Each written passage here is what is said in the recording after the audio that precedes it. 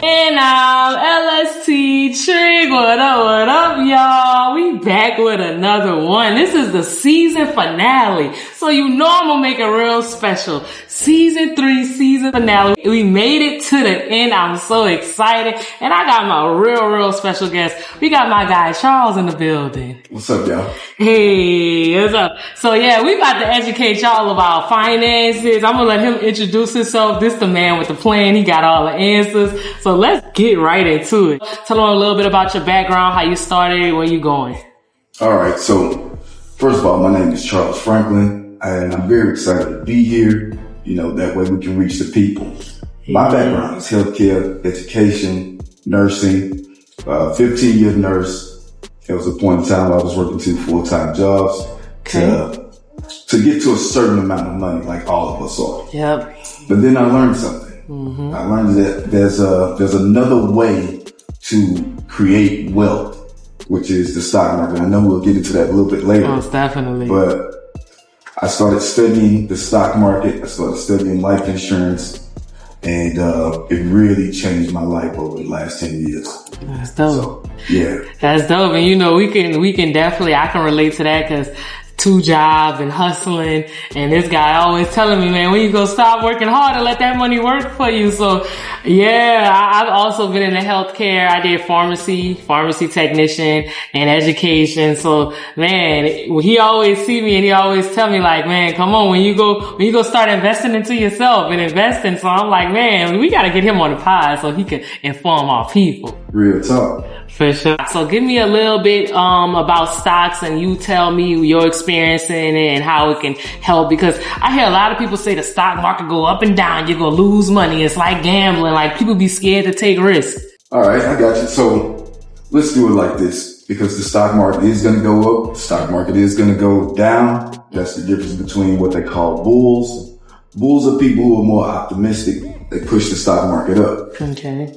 And then they have bears. Bears are not necessarily pessimistic, but they have to do their part, which means they sell and take profit and kind of leave everybody else still in the stock market. So the bears have the stock market going down.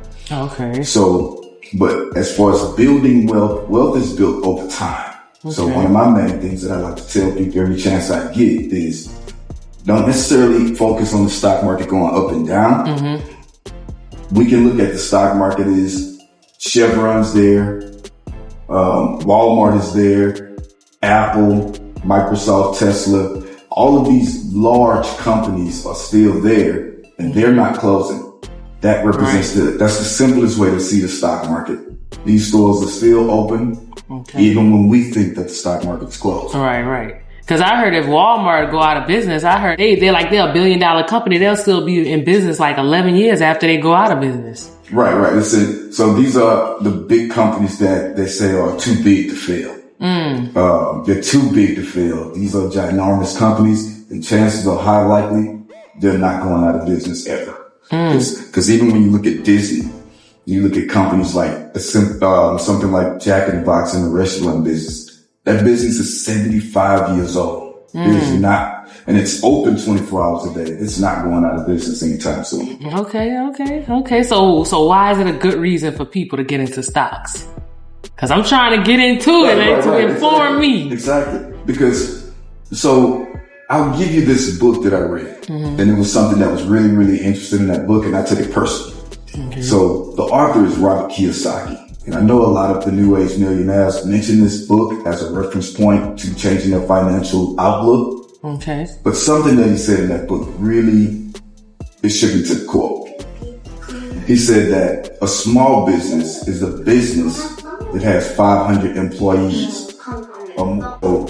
Chances are most people are not going to build a business, a small business or any type of business that have 500 plus employees. It could, but it's not likely. So that is where we should take advantage of the stock market and be investors. A little bit of money over a long period of time equals a lot of money. Okay. So what do you think you should invest when you first coming in? Like, I know people probably don't want to invest 5-10 racks. Like, what's a good number to invest that'll keep you like safe? So let's say, for instance, if you're, first of all, let's be clear on this. Start where you are. There are brokers that are offering $5 of what's called fractional shares. So let's say, for instance, somebody like Amazon, who may be around $400 or something like that per share, you can still buy a piece of Amazon for $1, for $5. But the goal is to start now. I got friends of mine right now that it took some time to convince them to invest in the stock market. I already know. I have some friends that put $20 in the stock market 8 years ago, and now it's $1,500. Okay. I mean, it's not life-changing money. Right, but you it's something. see how that money grew over time on its own. Okay. So what do you recommend to start off with? I know we was talking about Robinhood. So Robinhood, and if I can say this, one of our links will be in the description if you don't have a broker. Okay. But I like Robinhood. It's an online banking app. It's a really good app. There are traditional brick and mortar places like Fidelity, Charles Schwab, E-Trade, which is my favorite. Okay. But Robinhood happens to be a lot more user-friendly for what we need to do. Right. Okay. So a number is the number that you're comfortable with. If I was talking to you personally, which I'm kind of doing that. Yeah, most definitely. I would say up to 10 to 14% of your income. Okay.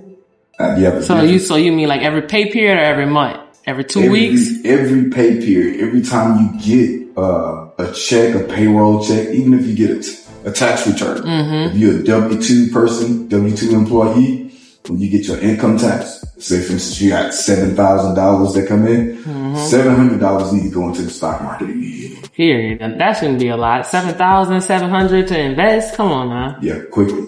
You gotta get on this. And which companies?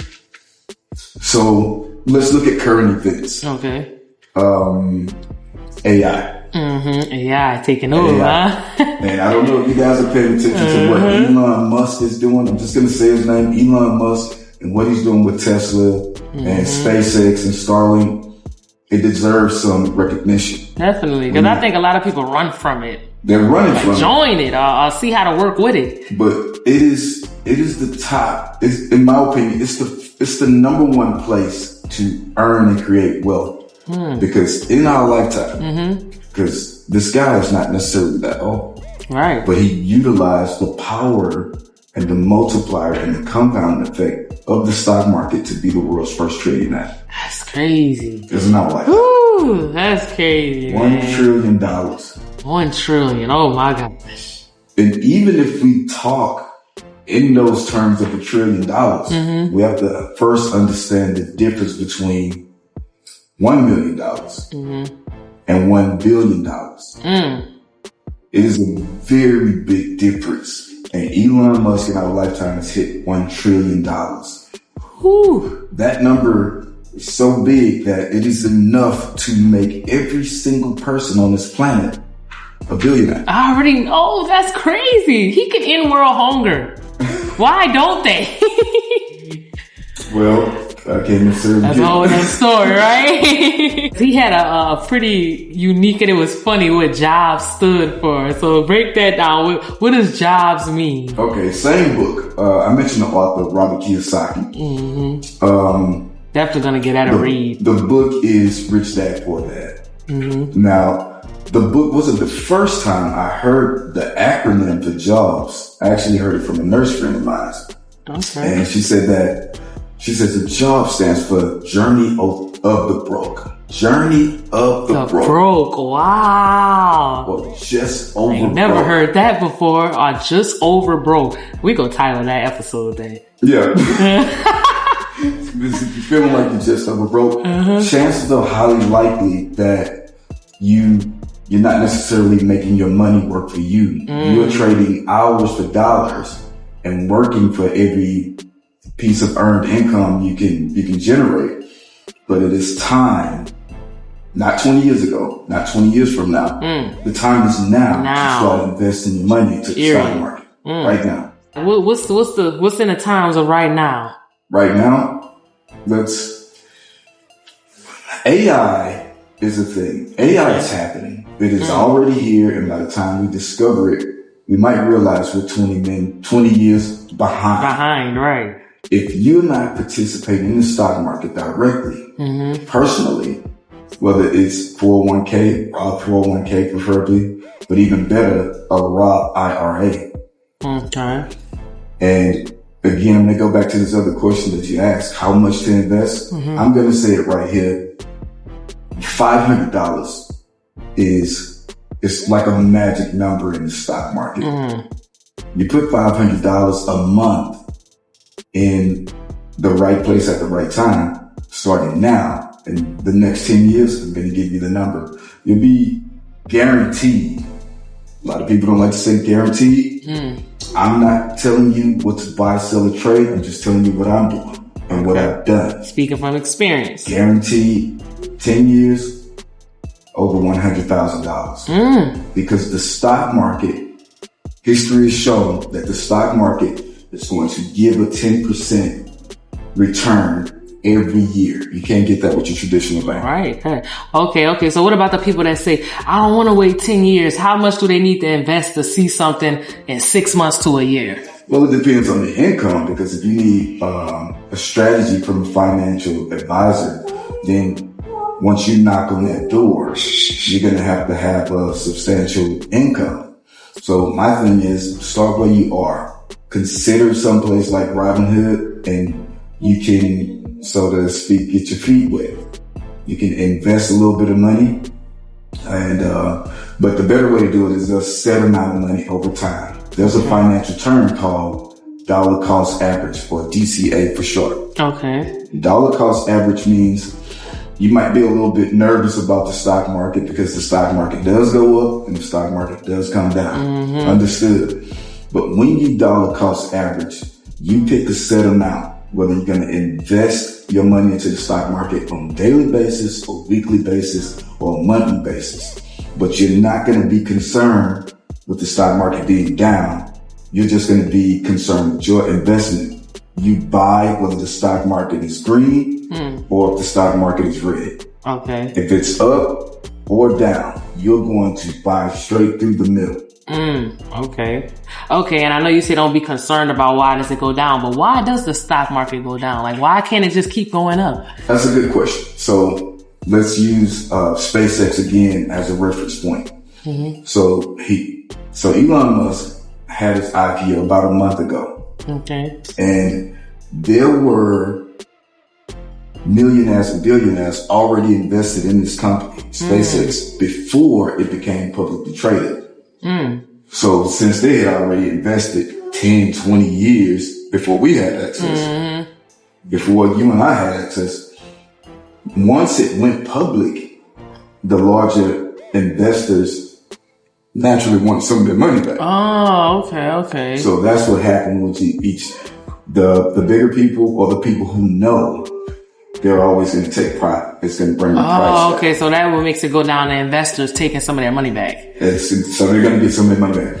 But Warren Buffett, 101, always trust the American stock market, is what he said. That's his advice. The stock market is always going to come back.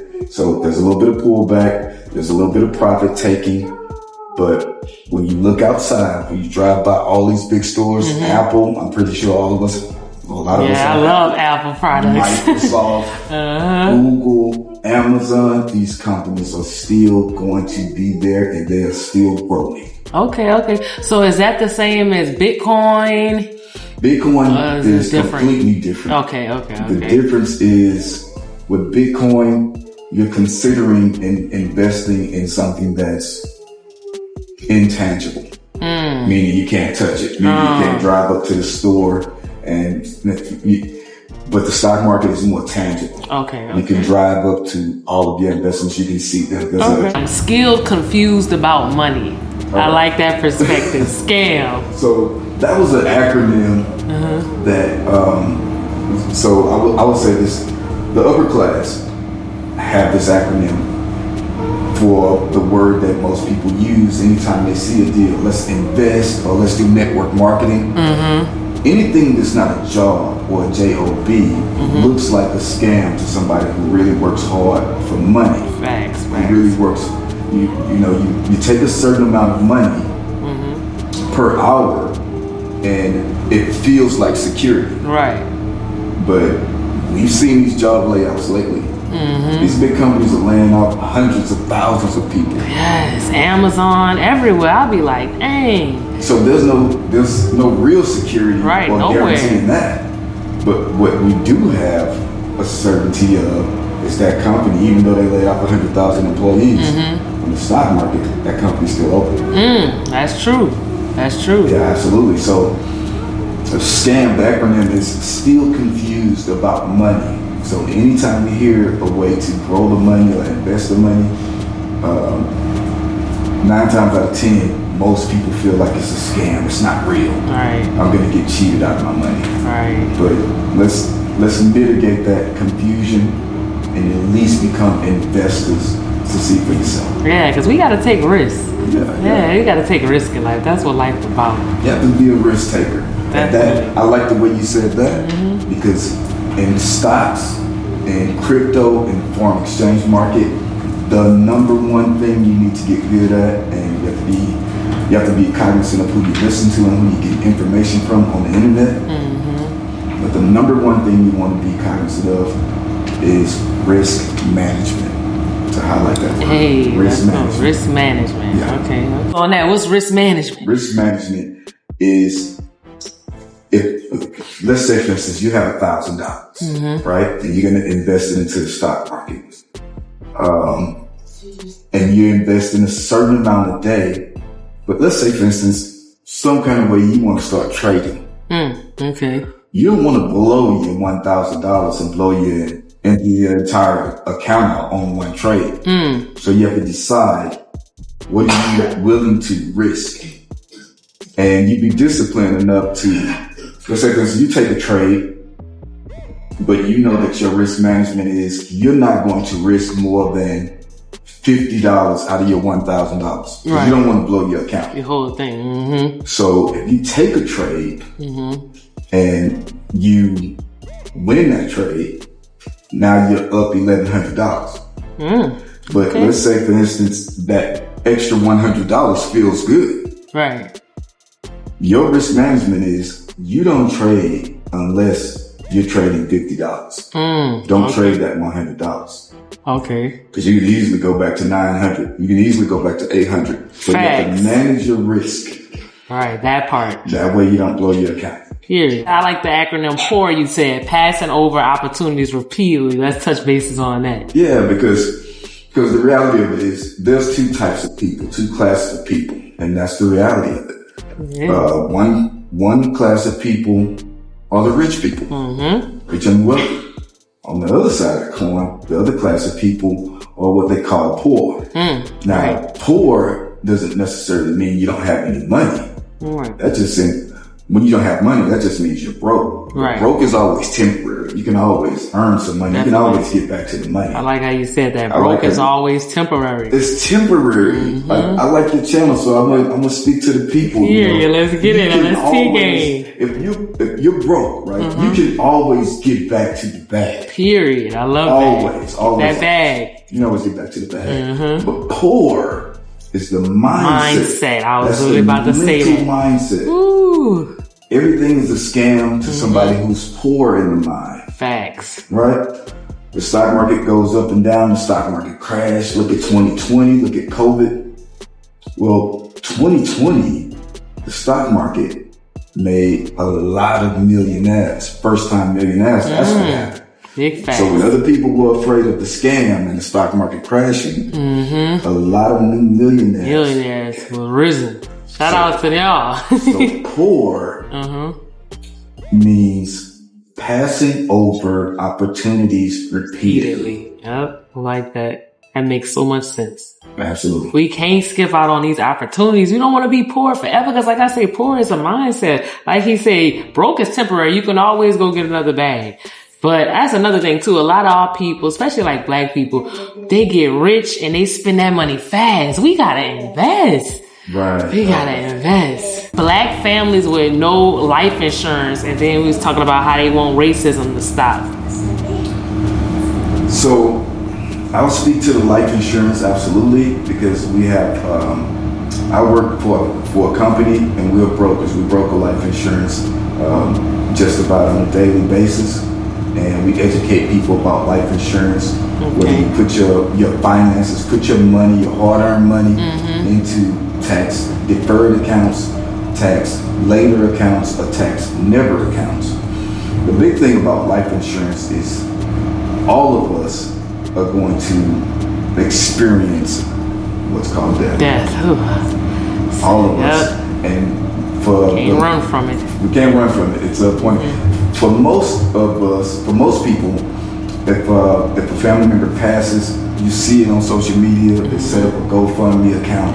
I'll be selling plates back in my city. They'll have a supper, be selling plates and stuff. GoFundMe is a company, just like all the other big companies. Yep. Your family member or your loved one passed, GoFundMe's gonna make some money off of that. You have to look at it like that. I know they take any percentage. Let's say, for instance, you had a life insurance policy on that family member. And if you don't, you can reach out to me and our firm. We can get that done. Go ahead, links below. If you had a life insurance policy on a family member, this is the information that we need to get out. Life insurance does not necessarily go to probate. Let's just be clear. What does that mean? If you have a life insurance policy, the life insurance company has to pay out by law, and they pay out quick. If your family member passed and they have what's called a 401k or any other financial product, it's a high chance that is going to go into what's called probate. The government or the state is going to hold on to that money, and it's going to take a couple of years. All right. But if you have life insurance, that check's going to be there in 1 week. You can take care of your family members. That money is tax-free. Okay, yeah, because a lot of people think life insurance is a scam, when they calling you and knocking on your door. So what is probate? Probate is like going to court, and just use regular terms. They're going to look at that money, that 401k money. They don't care if it's $20,000, $7,000, $275,000. They're going to figure out how to tax it. They're going to figure out who That's you one owe. thing they will do is tax. And over time, it might still be growing. And here is the number one enemy to wealth. What's called capital gains tax. Meaning, anytime you grow money in any account, they're going to tax that growth. Even when you're dead, they still taxing you? 100%. Oh my gosh, you can't get a break from life. So look, one of the examples that we use when we're educating people is, we remember Elvis Presley, R.I.P. to Elvis Presley. Rest in peace. This was kind of a famous deal, but if you haven't heard of it, there's a reason it was suppressed. When he died, he had about $10 million, which was an incredible amount of money at that time. Okay. He had a daughter, and his wealth, his finances went into probate. $10 million. Several years later, she got about $3 million out of it. What? And figured out a way to tax over half of that money. That's insane. She still get to be a millionaire. But look at the amount of money they took. That's just because insane. she didn't have it in the appropriate investment vehicle. Okay, so I didn't even know life insurance in that.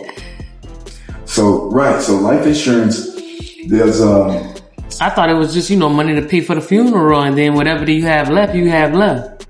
Okay. So there's strategies that we would sit down with you and decide what you want to do. Okay. Then we put together a strategy. And there's different types, but there's 3 basic types. Like the first type of life insurance is what's called term.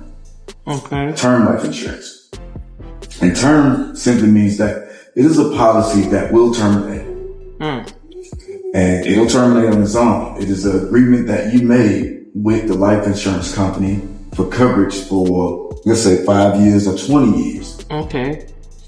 If you outlive that policy, which most people do, Hope so. Historical fact. Facts. If you outlive that policy, it is going to terminate. Now, you may have a contingency plan to renew that policy, but most of the time, people don't take that opportunity. Then you have whole life insurance. Okay. This whole life insurance is going to cover you to age 99. Okay. 99. You don't have to worry about the policy expiring. You do have to pay your monthly premium, of course. Right, of course.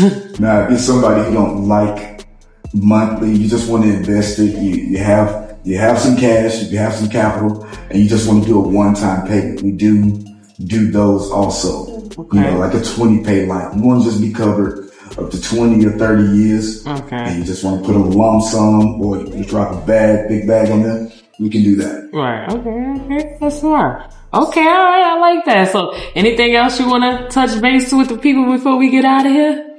So let's say it like this. A Roth IRA is your key to wealth. Okay. Real estate is your key to wealth. Well, big W's. Life insurance and the stock market is your key to wealth.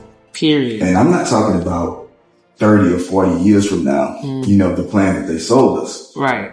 If you're an employee and you're working and you're experiencing not enough of money at the end of the month or living check to check. Paycheck to paycheck.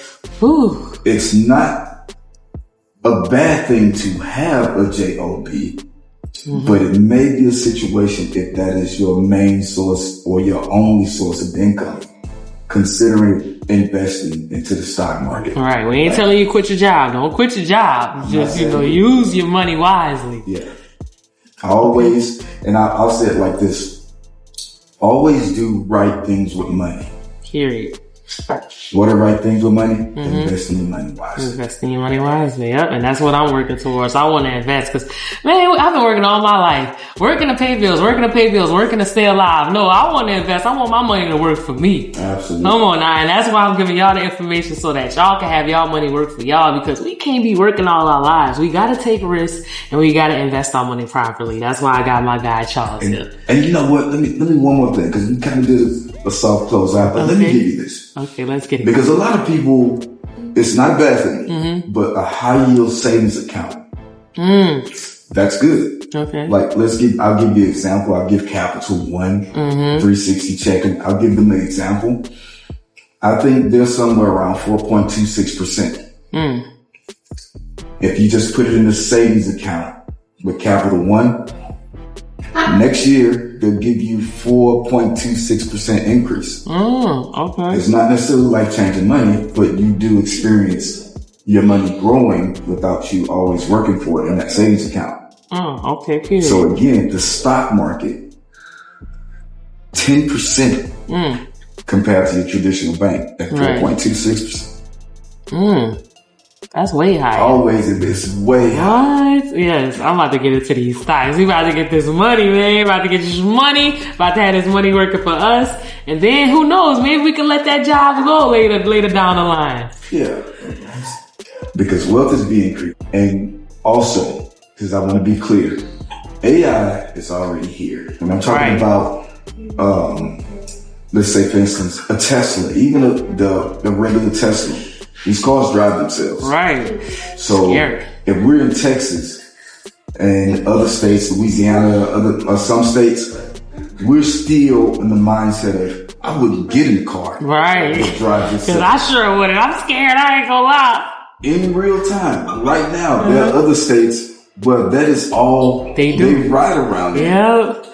Look, I used to work in retail and them self-checkouts machine used to mess up so bad the OGs was mad. They like, we're not used to this. Y'all taking away employees. Y'all taking away jobs. We hate it. But they used to malfunction so bad. And even with the planes was flying themselves and they was crashing. So they got me spooked. So I don't know if I'm going to get in one of those cars. Because it's, and we don't want to make it this lengthy, but it is a conversation. Maybe we have to do it. Yeah, we got to do a part two for sure. Because AI is a big deal, and I'm gonna be very transparent here. If you're not investing in AI right now, the next 5 to 10 years, that wealth gap is gonna be a lot bigger. Woo. Yeah, we definitely got to do a part two. So make sure y'all drop in the comments if y'all want to hear a part two. And also, before you do anything else, make sure you like, comment, and subscribe. Engage, engage, engage. Like, comment, hit that subscribe button. Don't just be here to be here. Show some love, show some support. We're giving y'all the gems. Really? So the least you could do, like, comment, subscribe. Thank y'all. All right, and we go wrap it up, then. We gotta wrap this up though. My bad. Happy trying to jump. Wrap it up then. And L.S.T. Trick. Thank you, my guy. Charles for stopping by, being on my platform. Appreciate you, man. All right, let's get it. Mwah.